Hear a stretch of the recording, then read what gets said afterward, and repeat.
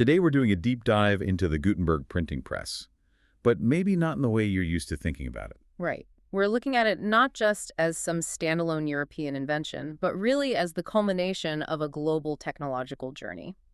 So we're going to trace its technical evolution, look at the massive problems it solved, and of course the huge impact it had on, well, everything. Exactly. Our mission here is to understand how this system really laid the foundation for our modern information age. It's about figuring out how it solved that age-old problem of knowledge being, scarce. Okay, so let's start at the beginning, and that means we have to go back to 11th century China. Mm-hmm. To an inventor named Bi Sheng, he created the first known movable type, not out of metal, but out of baked ceramic or clay.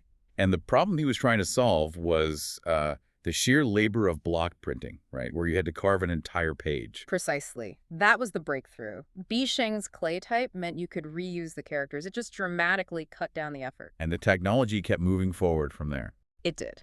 The next really big leap happens in 13th century Korea. They were the ones who pioneered using metal for movable type. Now, we have actual proof of this, the Jikchi from 1377. It's one of the oldest metal printed texts that still exists. Yeah, that shift to metal proved that this could be a durable, long-lasting technology. But when Johannes Gutenberg comes along in Mainz in the 15th century... It's a whole different ballgame. It is. His success wasn't just adapting one piece of tech, it was creating a complete high-precision manufacturing system. This is where it goes from just innovation to something like early industrialization. He takes the spiral pressure press, from making wine. Right, a common tool. And adapts it.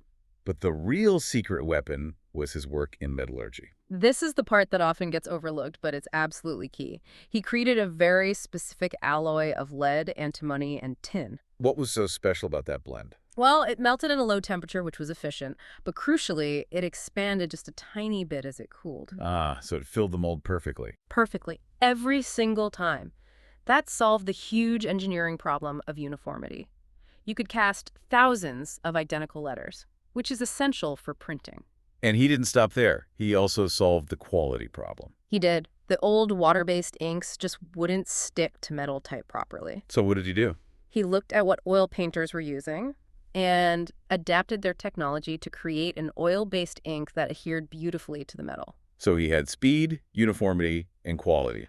The full package. The full package. And once he solved those manufacturing challenges, the societal dominoes, they just started to fall instantly. So the grand societal problem he solved wasn't just about making books. It was about who got to read them. Exactly. He broke the knowledge monopoly. Before this, books were handwritten by scribes, incredibly expensive, and really only for the church and the super elite. And printing just crashed the price. By over 90%. It was a complete democratization of knowledge. And you see the impact immediately with something like the Reformation. Oh, absolutely. Martin Luther's 95 Theses in 1517. Because of the press, they spread across Europe in a matter of weeks. That's incredible. It fueled the entire movement. And then you have Bibles being printed in local languages, which broke the church's exclusive control over scripture. And what about for science and academics? A total game changer. Printing created standardization. Suddenly, there were no more copyist errors corrupting manuscripts over time. So everyone was literally on the same page. Exactly. That was crucial for the scientific revolution. Scientists like Copernicus or Newton could share precise formulas and data, knowing it wouldn't be corrupted. It even changed commerce. Right. The first ads started appearing. Yeah, William Caxton printed the first ad in English in 1477. And beyond that, shared printed languages helped create common cultures, which led to the rise of modern nation-states. So the core takeaway here is that the printing press wasn't just a clever invention. It was really the foundation for mass sharing of accurate information. It was the engine that drove revolutions in religion, science, and politics. Which leaves us with a final thought for you to take away. If Gutenberg's press democratized information by making it cheap and accessible, shattering a centuries-old monopoly. What parallels can we draw with today?